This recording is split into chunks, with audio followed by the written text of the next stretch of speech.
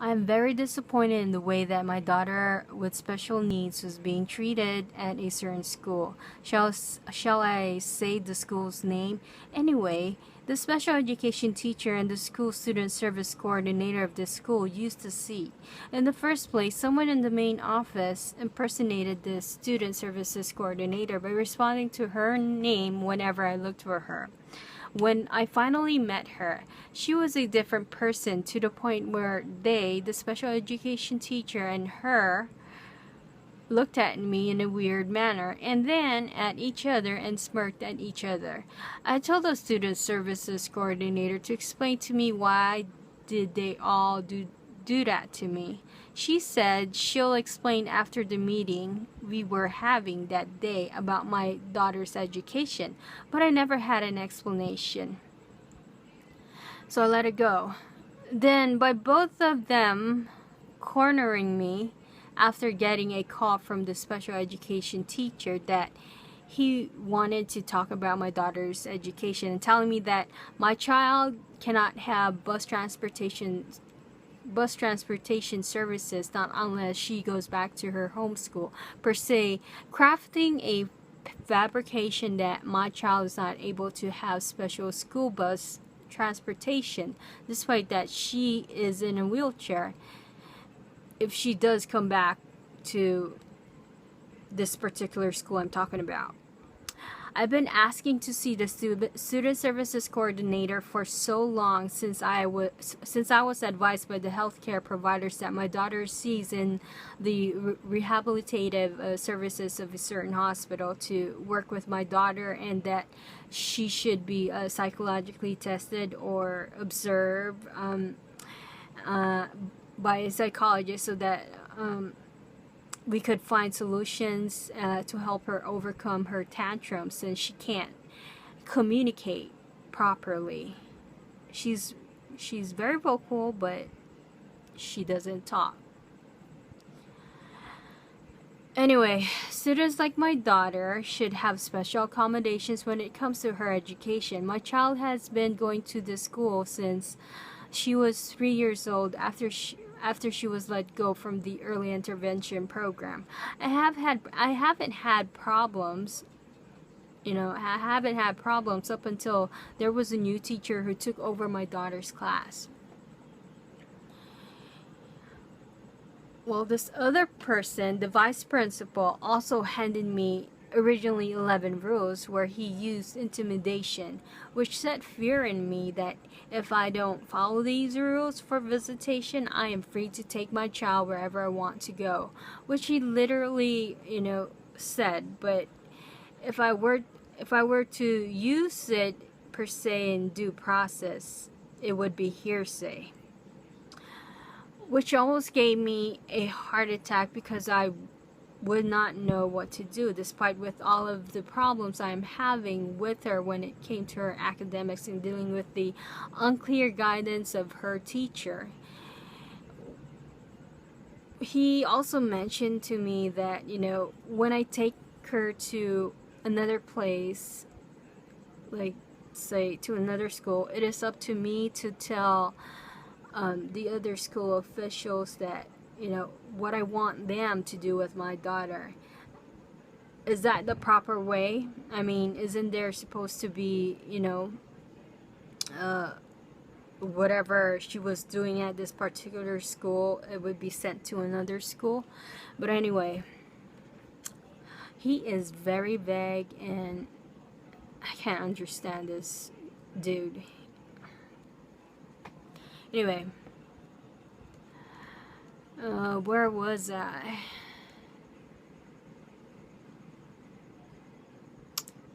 Okay.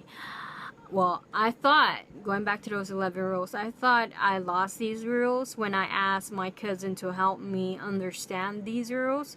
I can comprehend clearly what was written in the guidelines. I didn't initially read them, but when I did, it seemed like I couldn't be a part of my daughter's education. The fact that I cannot talk to my child's nurses at school is unsettling.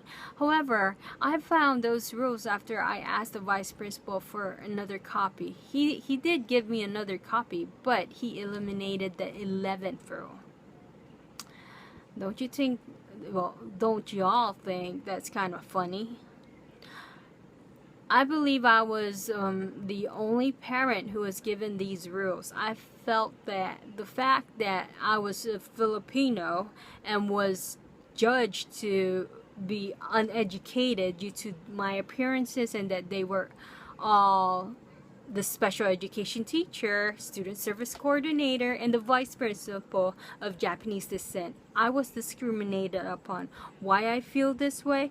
I was concerned, well, I was not concerned, but I was cornered by all these 3 people with, Japanese descent. I was cornered, intimidated, and deceived when it came to my daughter's education. Interrupting my daughter's education, that's like not, that's unethical right there. Despite that my child has special needs and they're all telling me this. But anyways, well, I found a bruise on both of my daughter's shoulder. Well, before all this occurred, I found a bruise on both of my daughter's shoulder when left and right when she came home one day. I also cannot come up in my head a logical explanation as to why she had a horizontal depressed concave marking surrounded by bruises on both her shoulders, left and right, which prompted me and gave me the notion of showing up to school more often. After talking to a certain individual that I met somewhere, that she too had a special needs sister, and if either her mother did not show up to her school, she would come home with different marks. And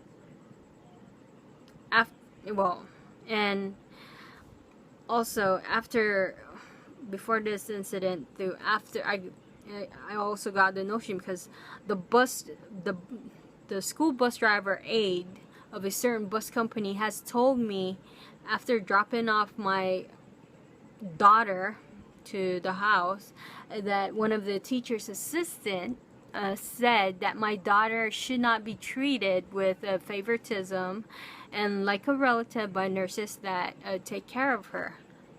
Why? Wouldn't you, as a parent, want your why? Why did that that teacher's assistant say that? Wouldn't you, as a parent, want your child to be treated with kindness, dignity, and respect by the nurses and teachers that they come in contact with? Because my daughter is a special needs child. They have to understand her.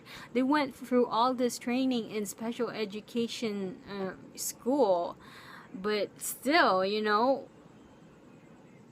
anyway, like I said, I can't come up with a logical explanation in terms of how those marks got there. I looked at her wheelchair and the width of her, where the belts were located at, and it did not match the width of where the belts were located at and the height where my daughter's marks and bruises were. So I went to school that very same day. I witnessed, not on my child, that this particular teacher's assistant walking a child, which clearly she had trouble walking the child because she was doing it in a manner that no healthcare provider, like a physical therapist or a physical therapist assistant, or even nurses or medical doctors would do, holding this particular child in a way that would dislocate the child's shoulder to the point where this particular child's gastrostomy tube was being exposed due to that teacher's assistant also pulled up the t-shirt while having the difficulty of walking and holding the child improperly. Basically, the teacher's assistant was holding him inappropriately. No gait belt, nothing.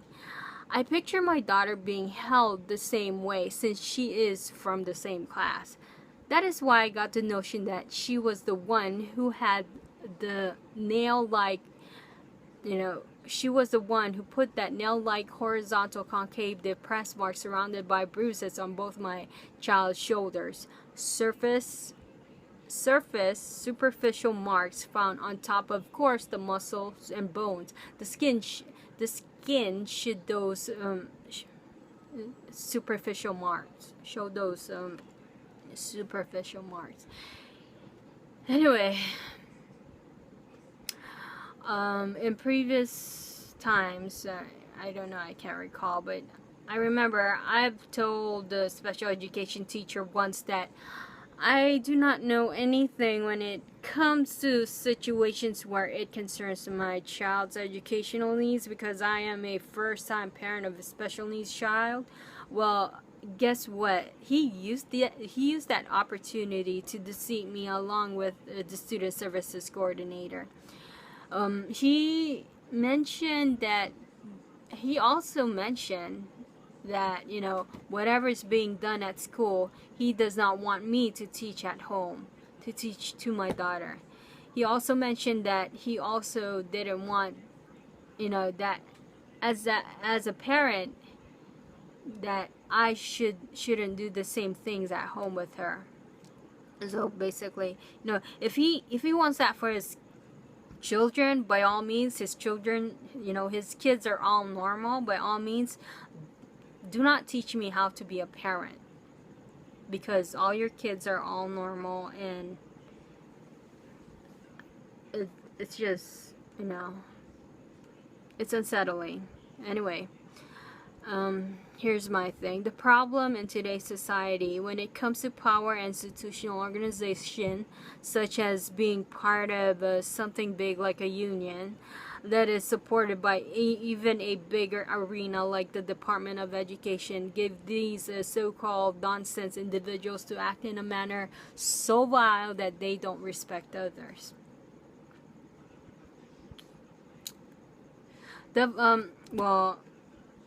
This was Monday, the July 14, 2014. I go into class, I go pick up my daughter's stuff because I go in to pick up my daughter's stuff because these, the teacher is so irresponsible that, several things that my daughter, goes with to school, she comes home, it's missing. So, but anyways, going back to the vice principal, he was all nice that day. So the vice principal even had the nerve to ask me what I was going to do with my daughter during the summer. And I replied, out of respect, I'll take her to Seloy Park. But his tone, well, he had a friendlier tone, like a local tone per se, in his voice. No matter that he was trying to be kind by pitching in a little pidgin or Creole language that we use here in Hawaii. Anyway, I said my piece. If no one's gonna watch this, oh well. But they are all dicks, bunch of dicks, assholes, and douchebags. And I'm pretty sure they're laughing at my back. Anyway, karma says, the karma philosophy says it does not, automatically, come back to them, but, maybe in the later future, not with them, maybe with their kids or maybe with their grandchildren, maybe it'll come back to them. Karma philosophy, or as in Japanese, it's bocce, or something like that. I don't know, but anyways, thank you, bye.